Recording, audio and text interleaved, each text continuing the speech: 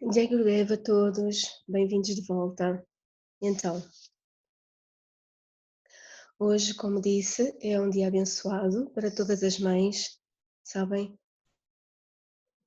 E gratidão e amor para todos os aspectos das mães nas nossas vidas. É através delas que adotamos a primeira compreensão da vida em si mesma.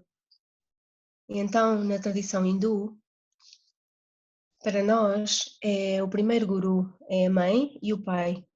A mãe e o pai. E muito frequentemente, muitas vezes as pessoas não compreendem isso, que, que o guru é mais do que uma mãe terrestre e um pai terrestre. Porque o guru e Deus são os pais da própria alma. Então é um relacionamento eterno. Vêm mães e pais ao longo de vidas. Vocês tiveram muitas mães e muitos pais a quem chamaram mãe e pai, mas o guru é uma oportunidade tão rara que apenas quando acontece a descida do Sadhguru, então os discípulos também vêm. Então, essa é uma lembrança de quem é a verdadeira mãe e quem é o verdadeiro pai. É por isso que dizemos Twame Mata, Twam Chame Pita, Twam Chame Bandhu, Twam Chame Devata. Então tu és a mãe, tu és o pai, tu és o mais querido amigo, tu és o próprio Senhor. Então este é um mistério quando alguém se aventura nesse relacionamento com o divino, que uma pessoa possa realmente compreender isso. Então, hoje eu estava a olhar, hoje é domingo, e mais cedo estava apenas a pensar, quando éramos mais pequenos, sobre aquilo que fazíamos.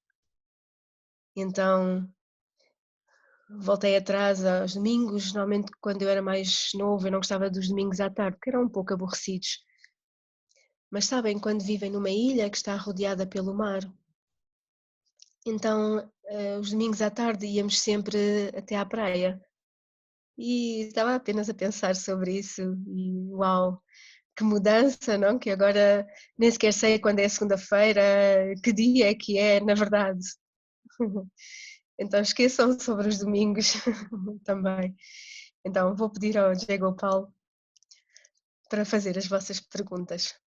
Pergunta: Amado Guruji, uma vez que tudo aquilo que devemos ver é a perfeição de Deus e nada acontece em sua vontade, não deveríamos julgar nada.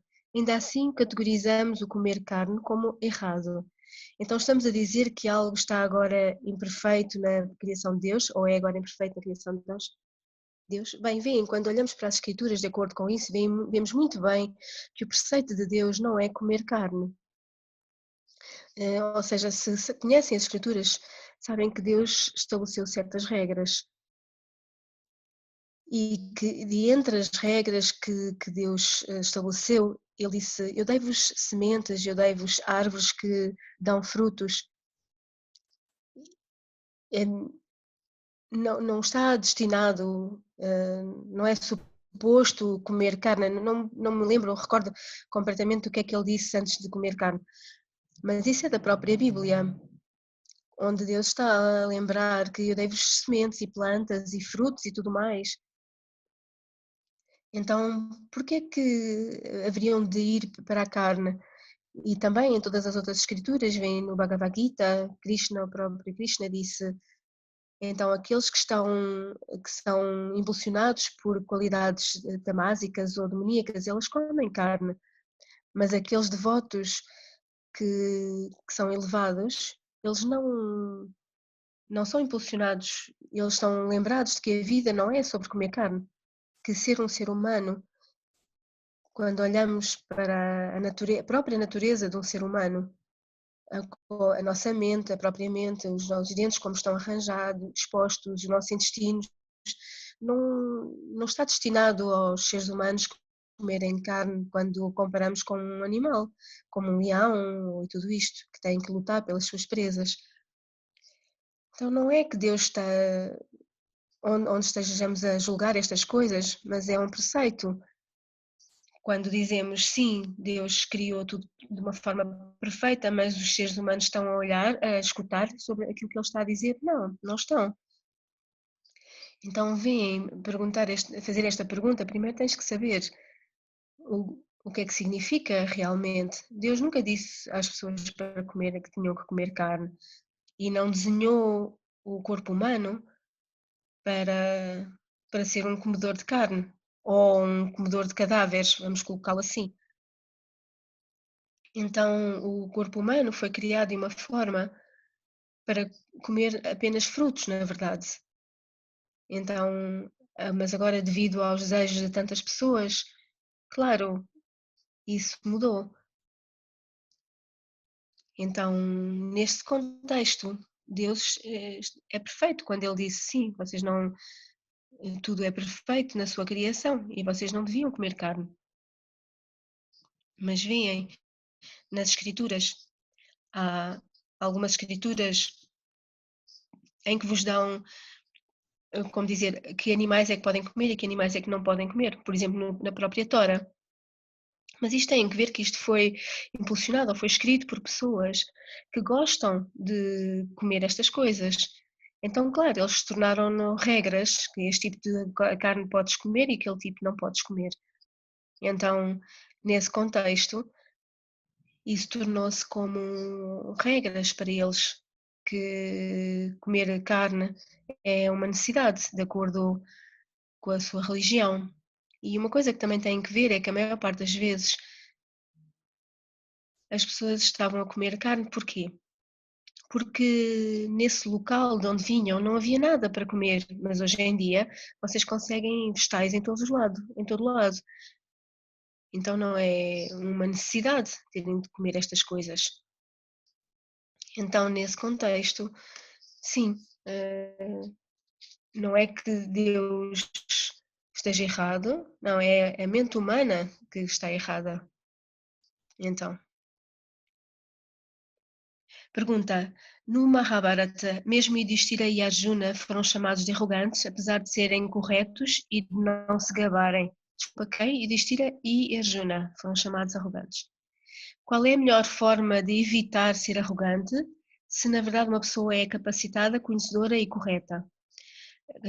Capacitada, conhecedora e correta. Sabem, no Bhagavad, no canto 5, capítulo 11, verso 17, onde Jadabharata está a dizer claramente, ele diz a mente é um inimigo terrível e isso cresce quando uma pessoa se escapa aos seus deveres, quando uma pessoa escapa aos deveres espirituais e é muito, muito, muito poderosa.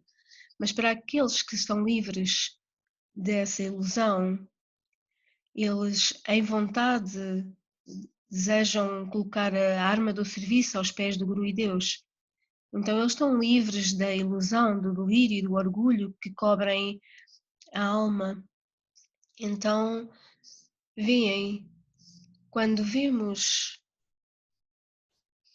o que a tua pergunta está a dizer, que Yudhishthira e Arjuna, sabem, estão cheios de orgulho pelo seu sucesso, principalmente também Arjuna depois da própria guerra, ele estava tão orgulhoso de que tinha lutado tão bem e como disse, estava glamorosamente reivindicando a sua glória.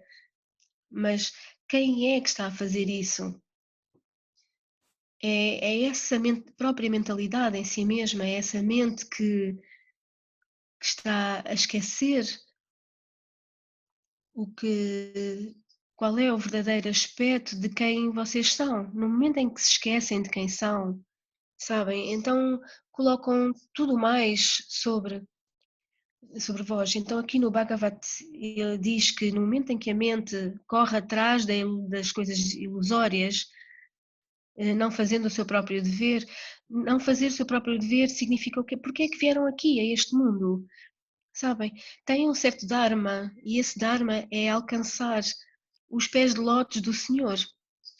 Então, se o vosso caminho vos trouxe até onde tem de estar, mas ainda assim não se envolvem nisso, não o abraçam e fazem outras coisas que vão desviar desse caminho, então não podem declarar que vão alcançar o estado de bem-aventurança ou a verdadeira felicidade. Então, estando nessa ilusão, nesse estado de delírio, vão continuar a entreter a ilusão da mente, da própria mente, o delírio da própria mente. Então, por exemplo, vou dizer-vos, há um devoto aqui, esse devoto, bem, ele está aqui a viver no ashram, mas constantemente, veem, ele tem que ser lembrado sobre o seu dever. E, claro, a preguiça entra em ação, as desculpas entram em ação e, claro, fazer as mesmas coisas entram em ação. Pensam que esta pessoa, mesmo apesar de viver aqui no ashram, no próprio ashram, vai alcançar algo mais? Não, não irá, porque uma tal pessoa está a entreter apenas o delírio da mente. E é dito, quanto mais o delírio da mente é entretido, mais forte se torna. A mesma coisa quando essa mente se volta para o Senhor com sinceridade, sabem? E quando dizemos sinceridade, significa largar o passado. Quando começam uma vida espiritual, essa vida de vocês devem largar, devem afastar-se. A partir do momento em que se afastam, há uma certa realização que toma posse de vós. Mas removam essa ilusão, esse delírio. É isso que permite a alguém venerar. Aqui o que é dito é que a arma é a veneração, então a veneração torna-se uma arma que escuda uma pessoa dessa ilusão, porque essa ilusão cobriu esse espelho no vosso interior, como disse ontem, o verso estava a dizer que o fogo era coberto pelo fumo e que o espelho era coberto de pó. Então, dessa mesma forma, o Atma também está coberto pela ilusão, pelo delírio e pelo orgulho, ego e assim sucessivamente. Mas uma pessoa não pode ficar livre disso porque é muito, muito difícil, porque entretiveram a mente, apesar do guru vos dizer constantemente que têm que mudar, mas ainda assim entreterem essa mente, entreterem esse orgulho, essa mudança não acontece, primeiro têm que largar isso. A mesma coisa com Yudhishthir e Arjuna, devido aos samskaras, essas impressões terem um determinado estilo de vida anterior, no momento, esquecem sobre isso. Foi isso que Krishna constantemente lembrou a Arjuna. Tu não és este corpo, tu és o Atma. Quantas vezes é que as pessoas esquecem disso? É muito fácil esquecer, porque a identificação que a mente sustenta é sobre o próprio corpo. Então, quando a mente sustenta esse corpo físico, nesse corpo físico, e quando dizem isto é o que eu sou, então a realidade desaparece, porque isto não é o que vocês são. Vocês são a testemunha que está no interior dessa estrutura física, é assim mesma, realizarem que são o Atma, que não são vocês que estão a fazer tudo, que há uma força divina que está a fazer tudo. Uma vez que se esquecem disso, então caem na ilusão e no delírio. Mesmo que o Guru constantemente vos lembre disso, como Krishna constantemente lembrou Arjuna e Yudhishthir, estando junto do próprio Senhor Supremo, mesmo Krishna, Arjuna tendo visto a forma cósmica do Senhor Krishna, mas ainda assim, no final do campo de batalha, o seu orgulho estava tão aceso, assim, nós ganhamos porque conseguimos algo, eu e meu, enquanto se agarrarem a este eu e meu, nunca serão livres. Quer sejam Yudhishthira, quer sejam Arjuna, quer sejam quem quer que sejam. Vocês ainda não alcançaram o largar desse orgulho em si mesmo. Uma vez que alcancem esse largar, esse orgulho, então, claro, uma certa realização permanece no vosso interior. É aqui que Krishna lembra a Arjuna. Arjuna, és tão orgulhoso a dizer que, ok, ele não lhe disse assim, és muito orgulhoso. Ele disse foi, comigo, por favor, vem comigo. Então ele trouxe-o até junto de um pilar. E nesse pilar estava uma cabeça. E qual era o nome? Barbaric, sim. Então, nesse pilar havia uma cabeça e esse santo, que se chama Barbaric, então Barbaric era um grande devoto de Krishna, na verdade. Então, só para encurtar uma história, ele ouviu a história de Krishna da sua avó desde sempre, desde que era pequeno, e tinha um grande desejo de ver Krishna. E devido ao seu amor por Krishna e a sua dedicação a Krishna, ele estava tão absorvido nesta Bhakti que ele desenvolveu um tal anseio por Krishna e Krishna sabia dele, claro. Ele queria tanto ver Krishna que ele foi para o campo de batalha e disse a única forma de ver Krishna não é estar do lado de Krishna, é estar oposto a Krishna. Então, à medida que ele ia indo, porque por ele ser um grande devoto de Krishna e tinha-se entregue e tinha apenas um desejo, que era ver Krishna, nada mais, não tinha qualquer outro desejo.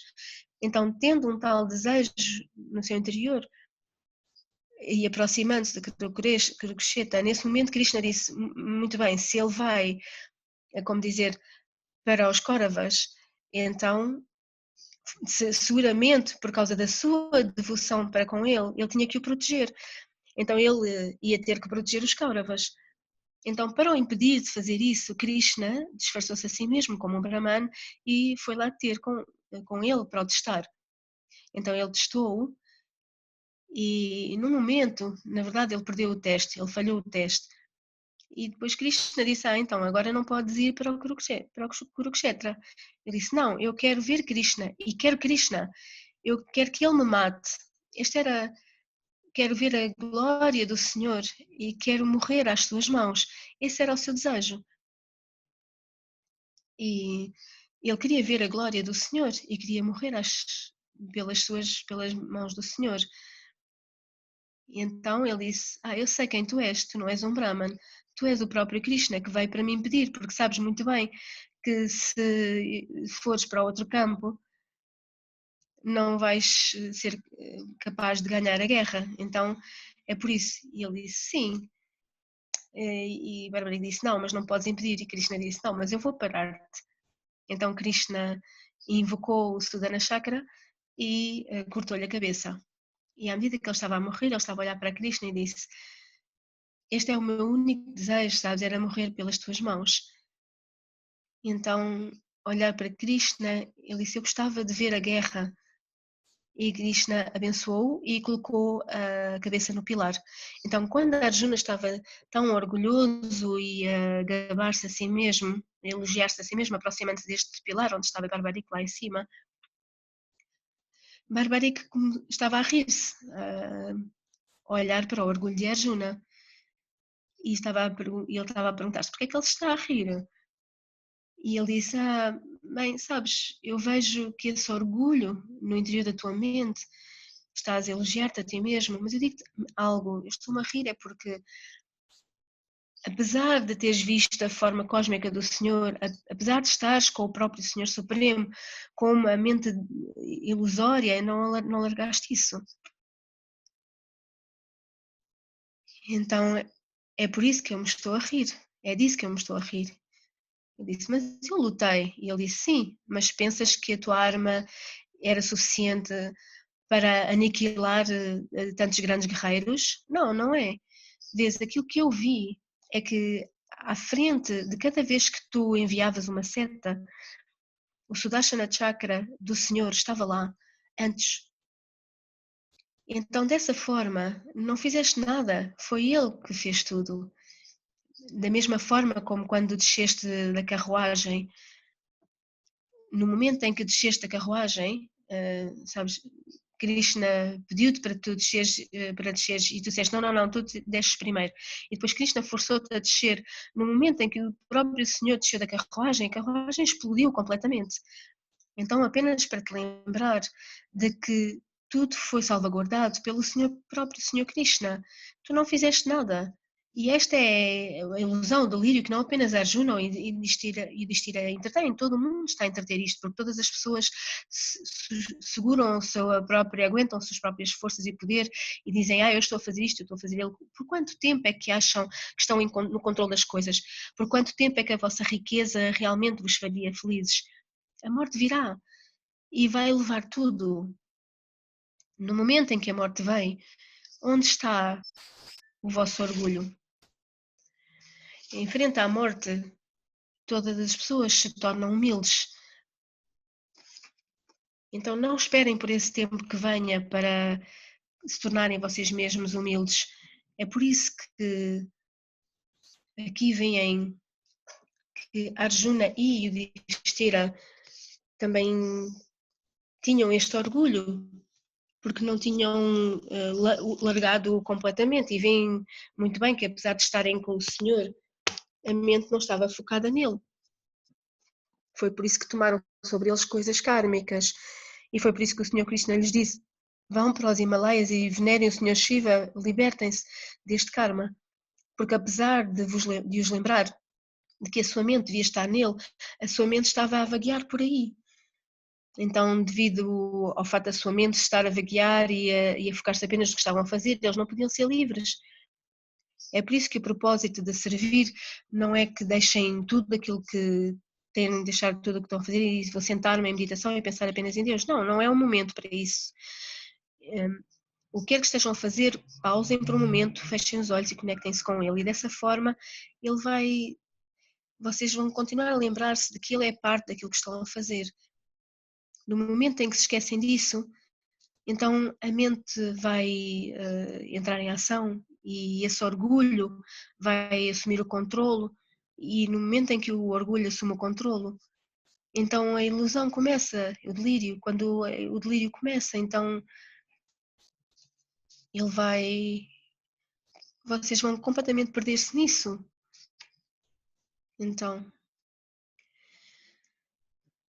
pergunta, querido Guruji, no Bhagavad Gita, capítulo 4, verso 7, Krishna diz que sempre que o Dharma declina, ele toma uma forma, adota uma forma para o corrigir.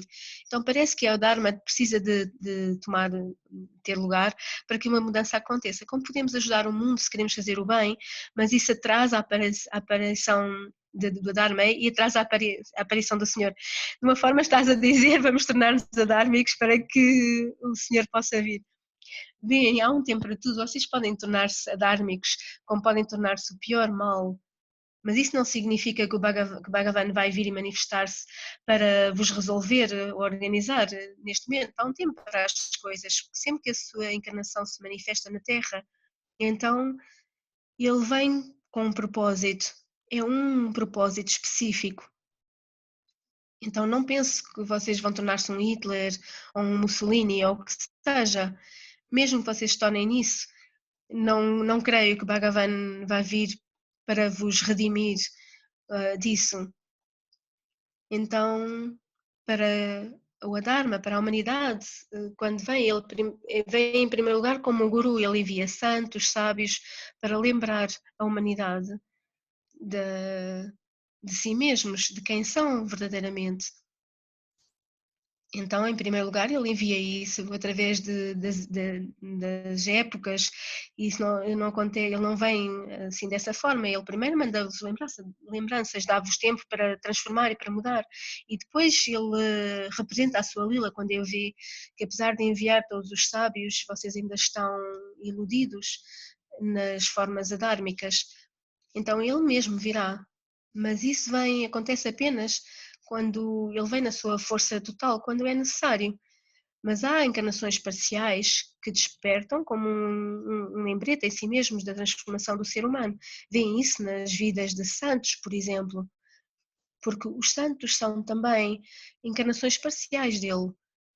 Então, quando eles vêm com um lembrete dessa verdade, essa própria verdade em si mesma, ele tenta trazer a humanidade para o caminho correto. Então, nesse contexto, o Bhagavan não precisa de se manifestar totalmente a si mesmo. Ele vem parcialmente como um lembrete na forma de guru e santos e sábios. Então são eles que sustentam esse Dharma e são eles que sustentam essa luz. E é através deles que, quando os servimos, que eles colocam isso sobre a humanidade, a própria humanidade. Há uns dias atrás estava a contar a história quando Ganga queria vir e havia uma discussão do Bhagavat, no próprio Bhagavat, em que Brahma disse: tens que vir. Na verdade, Bhagirath, por favor, vem, mãe. E Ganga disse: muito bem, eu vou receber os pecados de toda a gente, quem é que me vai purificar a mim? Então Bhagirath assegurou a Devi Ganga e disse: sempre que tomares estes pecados sobre ti, os santos vão libertar-te disso. Isso lembra-me de uma história, na verdade, na vida de Swami Trailanga, de Varanasi. Sabem, o Swami Trailanga, ele era um avadut, ele era livre e apenas usava um langote e nada mais. E ele era enorme em estrutura. Então, um dia, ele pegou num enorme Shivalingam e transportou como nada, caminhando para cima uns 100 passos para o trazer para o seu ashram. Então, Swami Trailanga, quando estava prestes a fazer a passagem para o outro reino, antes de deixar este plano, ele entrou num pequeno quarto por baixo do Shivalingam, numa gruta por baixo do Shivalingam que ele tinha colocado. E lá, todos os dias, as pessoas viam que haviam 3 senhoras que vinham a partir do Ganges, havia uma porta, e 3 senhoras sujas com trapos, pareciam muito sujas a entrar.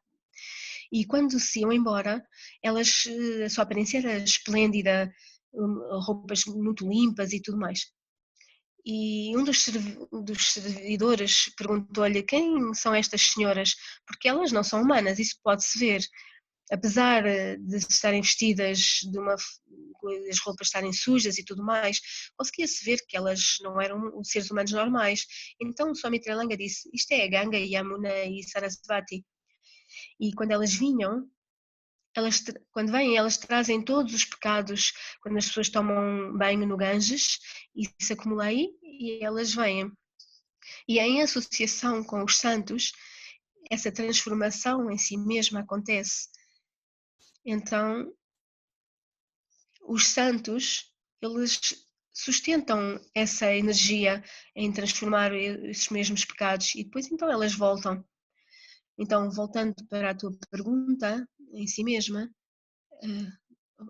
desculpa, por favor, repete a pergunta. Como é que podemos ajudar o mundo se tentamos fazer o bem? Sim, muito bem.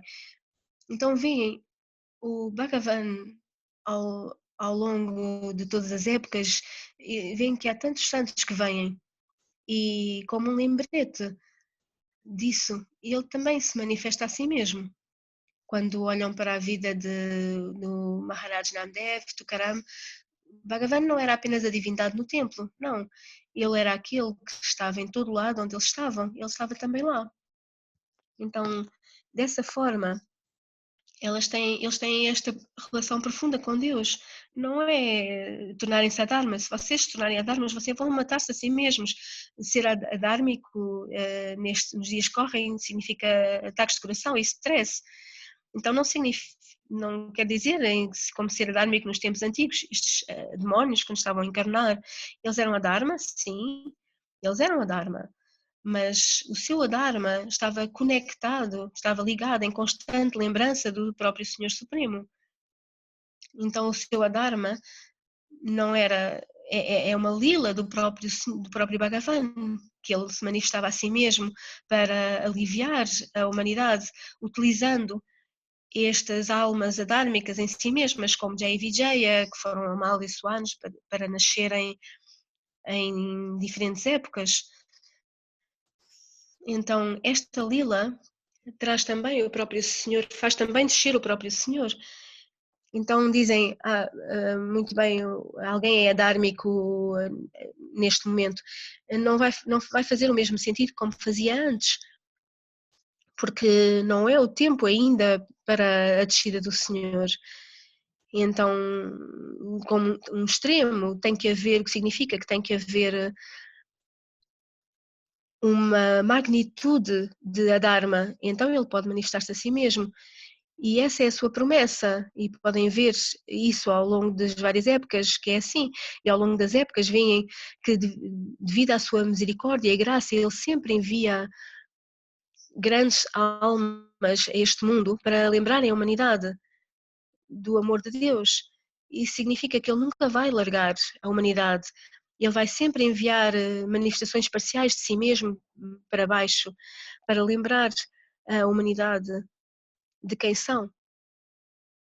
É por isso que ele disse: eu irei encarnar de tempos a tempos, Narayadaya Dharmache. Eu, para proteger o Dharma, eu estarei lá. Então eu estarei lá como a essência do divino que está presente em todo lado. Eu estarei lá na essência do Guru em si mesmo. É por isso que esse verso do Bhagavatam anteriormente disse: apenas aqueles que estão livres da mente, aqueles devotos que têm um anseio sincero pela consciência divina de Deus, eles são os únicos que podem desejar, em vontade de colocar a arma da devoção, são os únicos que podem compreender o que acontece quando estão a venerar os pés do Guru e de Deus.